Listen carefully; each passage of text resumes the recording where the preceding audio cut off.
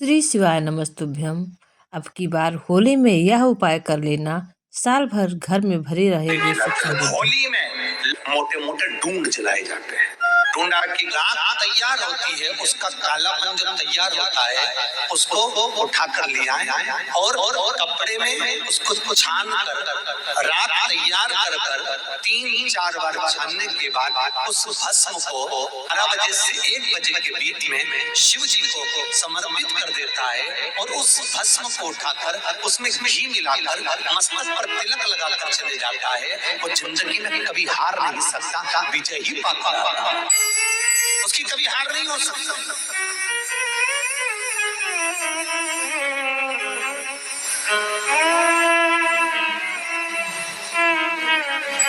वो कभी हार नहीं सकता। शिव महापुराण की कथा कहती है वो भस्म विजयता को प्रदान करती है। आपको किसी से नहीं कहना, किसी के हाथ नहीं जोड़ना, केवल वो भस्म का तिलक लगाकर जिससे आपका काम निकालना है उसके सामने पहुंच जाइए, आपको सुख का अनुभव हो जाए, कार्य सिद्धि। तो भस्म इतनी प्रबल होती है। शरीर में बहुत बड़ा रोग हो गया, छूटने को तैयार नहीं है, बड़े बड़े इलाज करवा लिए, बहुत दिखा लिया, बहुत सत्तुर इलाज करवाया, सत्तुर दिखाया, पर मिटने को तैयार नहीं है। तो फिर अबीर का प्रयोग, एक चावल का दाना, एक श्वेत पुष्प और अबीर भगवान शंकर को समर्पित कर धीरे धीरे धीरे धीरे शरीर का रोग अपने आप समाप्त होना प्रारंभ हो जाए। पूरी कहानी गलत बताई।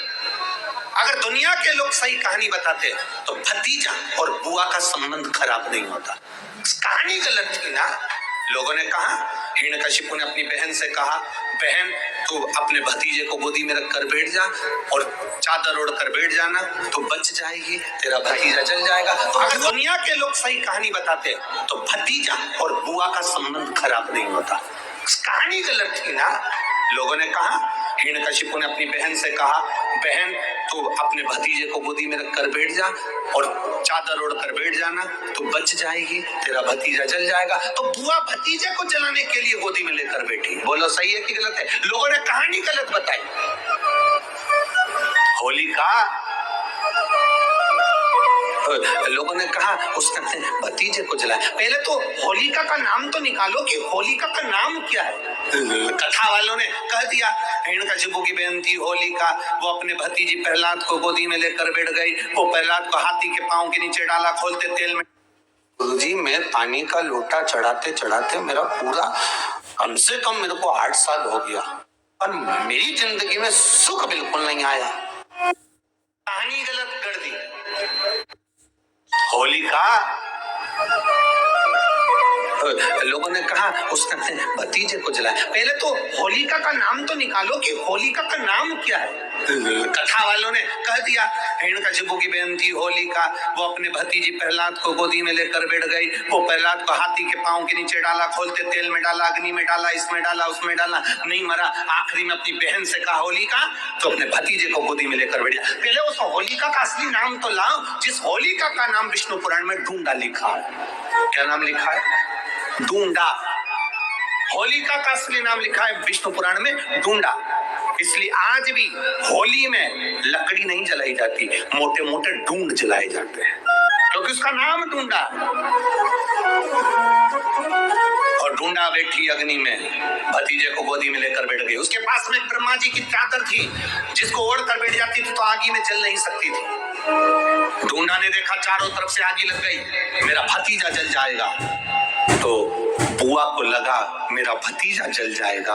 बुआ वो होती है जो दुआ देती है, बुआ कभी बद्दुआ नहीं देती है। और डूंडा ने अपनी चादर को उतारा, आगी चारों तरफ से लग गई, बुआ को लगा मेरा भतीजा जल जाएगा, तो अपनी चादर उतार कर अपने भतीजे पे डाल दी और बुआ खुद जल गई, पर अपने भतीजे को नहीं जलने दिया। ये कथा है, पर लोगों ने उसको पूरी पलट दिया, पूरा पलट दिया। बुआ कब जलाई अपने भतीजे को?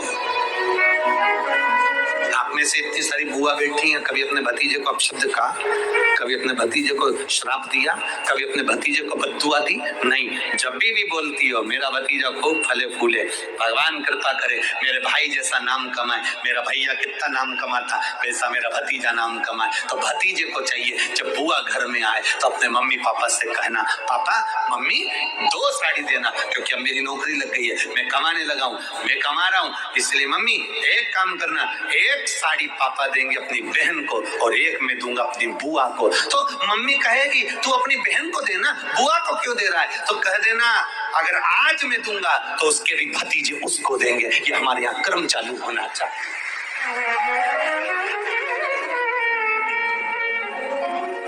पर करे क्या? 4 भाई 1 साड़ी,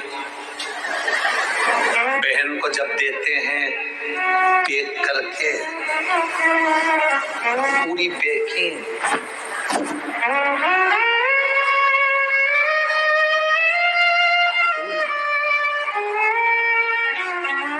अच्छी बढ़िया वाली साड़ी, अगर ढीली ढीली दिखे तो उसमें कपड़ा भी फंसा दे, कागज और पैकिंग करके, और 4 भाई 1 साड़ी। चारों भाई राखी बनवाने के बाद ऐसे हाथ लगा के देते हैं जैसे पूरे पुणे की प्रॉपर्टी दे रहे हो।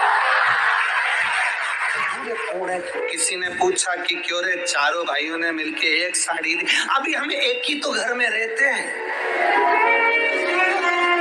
सब एक हैं। तो एक काम करा करो, 1 थाली खाने की लगाओ, 1 भाई खाना खाए, बाकी के सब टच करके बैठ जाओ। एक ही जगह तो रह रहे हो, एक ही थाली में खाओ। तुम्हारे टच करने से 4 भाई का 1 साड़ी में हिस्सा हो गया, तो तुम्हारा समोसा तुम खाओ, बाकी के 3 भाई टच करके बैठे। पेट नहीं भरा है,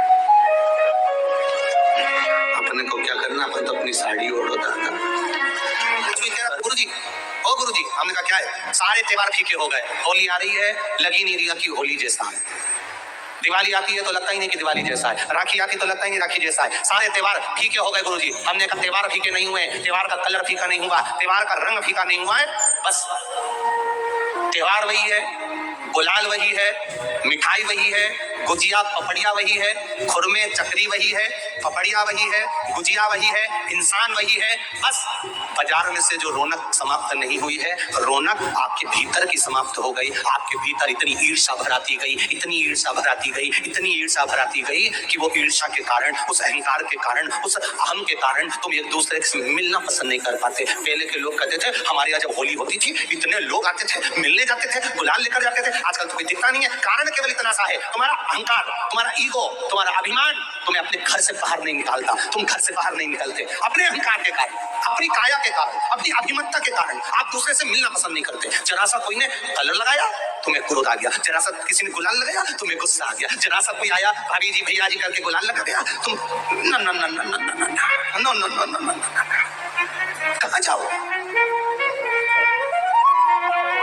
इतने वीआईपी हो गए, इतने वीआईपी हो गए, इतने वीआईपी हो गए कि अपने त्योहारों से भी दूर हो गए। मेरा निवेदन है, होली का त्योहार आ रहा है, उस फागुन के त्योहार में मेरा देवादित्य महादेव माता पार्वती के साथ होली खेलता है, मेरा कृष्ण कन्हैया राधा रानी के साथ होली खेलता है। आप भी अपने इष्ट मित्रों के साथ होली खेलिए और दिल से खेलिए। हमारे सीहोर में, सीहोर जिले में एक होली होती थी, उस होली का नाम हमने पिछली बार बदल दिया था। कौन सी होली करती थी? महादेव की होली। पिछली बार हमारे सीहोर जिले में हमेशा होती आई थी वो होली, थोड़ा उसका नाम हमने चेंज कर दिया था, तो उसको महादेव की होली कर दिया। मेरे सीहोर जिले के रहने वाले सभी रहवासियों से, जिले भर के निवासियों से निवेदन करना चाहूंगा, वो पुरानी होली को बंद कर महादेव की होली नाम दिया गया है। शिव मंदिर में जाना है, चंदन का जल शिव जी को 1 लोटा चढ़ाना। एक बात अपनी जिंदगी में उतार कर रखो, शंकर भगवान को घी का दिया भी लगाओ तो तुम्हारे घर में जो असली घी हो, थोड़ा सा भले 1 बत्ती लगाओ, भले इतनी सी बत्ती जलाओ, पर असली घी जलाओ। शिव जी को अगर चंदन भी लगा रहे हो तो असली लगाओ। शंकर भगवान को चावल भी चढ़ा रहे हो तो असली चढ़ाओ। शंकर भगवान को अगर अष्टगंध भी चढ़ा रहे हो तो असली चढ़ाओ। केमिकल का कोई चीज मेरे महादेव को मत चढ़ाओ जिससे भगवान शिव की मूर्ति नष्ट हो। ऐसी कोई चीज मेरे महादेव को ना चढ़ाओ। श्री शिवाय नमस्तुभ्यम। आप सभी को होली की ढेर सारी शुभकामनाएं। होलिका दहन के दिन गुरुजी द्वारा बताया गया उपाय अवश्य करें। इससे आपके घर में साल भर सुख समृद्धि की कमी नहीं रहेगी और आपकी सभी कार्यों में सफलता प्राप्त होगी।